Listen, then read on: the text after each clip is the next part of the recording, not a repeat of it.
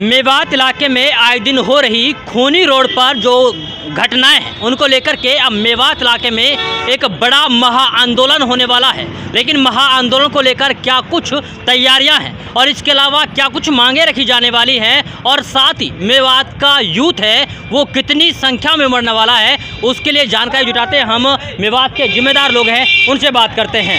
सबसे पहले बाबूजी वकील जो कि पेशे से वकील भी हैं और समाज सेवी भी हैं, इसके अलावा ईसा बीमा जो कि समाज सेवी भी हैं और हमेशा जो सामाजिक हित होते हैं उनके लिए बहुत बहुत स्वागत है आपका।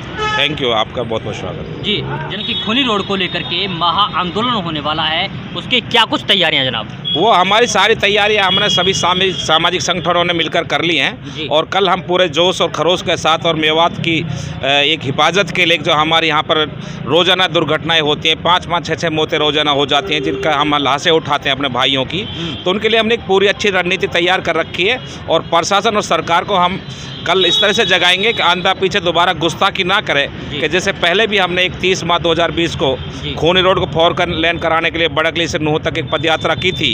उस वक्त हमारे डीसी महोदय धीरेन्द्र खड़खड़ा जी ने 1,54,00,000 रुपये रोड सेफ्टी के लिए हमारे लिए पैसे जाहिर करने के लिए आदेश करे थे, लेकिन अब तक ना तो वो पैसे रिलीज़ हुए हैं या नहीं हुए या हो गए तो उनको कौन हड़प गया, कौन खा गया। रोड पर भी 1 रुपये का भी काम नहीं हुआ है। इसलिए अभी हमने देखा है कि फिर इतनी ज़्यादा दुर्घटनाएं होने लगी हैं और आने के वक्त में अब धुंध का मौसम होगा, सर्दियों का मौसम होगा और दुर्घटनाएं ज़्यादा होने के चांस हैं। इसलिए हमने शासन प्रशासन को जगाने के लिए 30 तारीख को कल 9 नवंबर को 10 बजे शहीदी पार्क से सचिवालय तक पदयात्रा फिर करेंगे और बड़ी तादाद में करेंगे और सोए शासन और प्रशासन को जगाएंगे।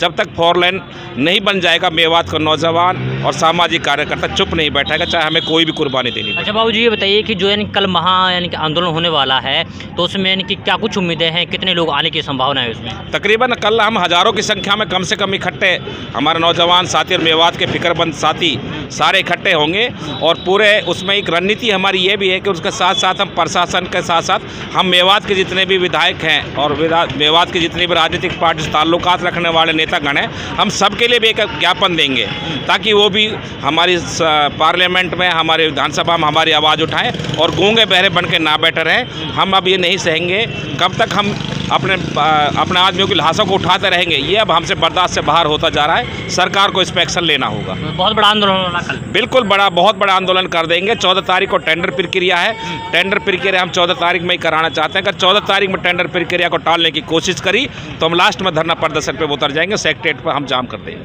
चलिए, अब फिलहाल हमारे साथ मौजूद हैं समाज सेवी ईसा बीमा जी। अच्छा ईसा जी, जिस तरीके की तैयारियां लगातार कल के लिए मुकम्मल कर ली गई हैं, क्या लगता है कि मेवात का जो यूथ है कितनी संख्या में बढ़ चढ़ कर भाग लेने वाला है इसमें? बिल्कुल, मेवात का नौजवान इस खूनी रोड को 4 लेन बनवाने के लिए पूरी तरह से तैयार है और कल भारी तादाद में हज़ारों की संख्या में वहाँ नौजवान पहुँचेगा, क्योंकि नूह से लेकर नौगांव बॉर्डर तक जो ये रोड एक्सीडेंट हो रहे हैं, ये एक्सीडेंट नहीं बल्कि हम इनको कहेंगे कि ये सरकारी हत्याएं हो रही हैं। क्योंकि जब हम रिकॉर्ड में देखते हैं तो नूह से लेकर ये अलवर तक जो रोड जा रहा है, रिकॉर्ड में NH 248A का नाम दे रखा है। तो सरकारी रिकॉर्ड में NH 248A है, तो सरकार ने क्यों ये ज़मीनी स्तर पर 4 लेन नहीं बना रखा? इसलिए ये हत्याएं सरकारी हत्याएं हैं। इन हत्याओं को रोकने के लिए हम जिला प्रशासन मुख्यालय पर कल शहीदी पार्क से जो है कि एक अमन की यात्रा निकालेंगे और जिला प्रशासन से यह अपील करेंगे 14 तारीख को जो टेंडर प्रक्रिया शुरू होने जा रही है,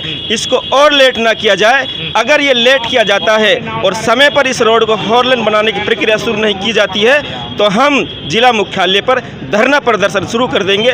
मेवात का नौजवान और जितने भी सामाजिक संगठन हैं अब ये सरकारी हत्याएं बिल्कुल बर्दाश्त नहीं करेगा। लगातार जो इस सड़क रोड पर जो है कि 6-6 हत्याएं एक ही परिवार से उठ रही हैं, ये अब बिल्कुल बर्दाश्त से बाहर है। अब ये हत्याएं हम नहीं देखना चाहते, इसलिए जिला प्रशासन से और सरकार से हम अपील करते हैं कि जल्द से जल्द टेंडर प्रक्रिया को तय समय पर पूरा करके निर्माण को शुरू कर दिया जाए, वरना हम आने वाले कल में, आने वाले वक्त में रोड को बिल्कुल जाम कर देंगे। मेवात का यूथ और जितने भी सामाजिक संगठन हैं बिल्कुल तैयार है। अब ये जुल्म हम बिल्कुल बर्दाश्त नहीं करेंगे, क्योंकि हमारे साथ एक तरह का सौतेला व्यवहार किया जा रहा है। जब हरियाणा में हम देखते हैं तो हर जगह 4 लेन सड़क निकली हुई है, सिर्फ ये जो है कि हरियाणा का नूह डिस्ट्रिक्ट एक ऐसा डिस्ट्रिक्ट है जहाँ देश की आज़ादी के बाद तक पहला फोर लेन सड़क हमें नहीं दिया गया है। हमारे साथ ये सौतेला व्यवहार किया जा रहा है। सौतेला व्यवहार किया जा रहा है कि युवाओं से हम अपील करते हैं कि इस खूनी रोड को बनवाने के लिए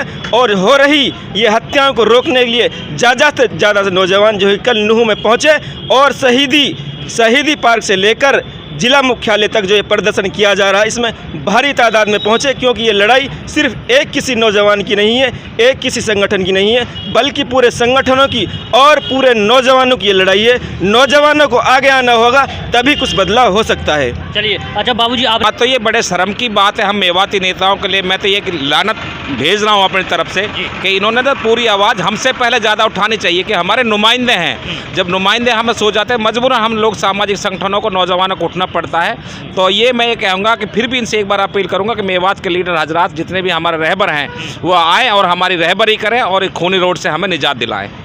चलिए, खूनी रोड को लेकर महा आंदोलन होने वाला है, उसमें कितनी भारी संख्या में मेवात का युवा पहुंचेगा, और सबसे बड़ी बात यह है कि जो मेवात के युवाओं ने अपने रहनुमा चुने हैं, क्या वो रहनुमा सबसे आगे होंगे या नहीं, ये वक्त बताएगा। और वक्त के लिए आपको थोड़ा इंतजार करना पड़ेगा। तब तक के लिए आप बने रहिए सिर्फ और सिर्फ भारत टीवी के साथ।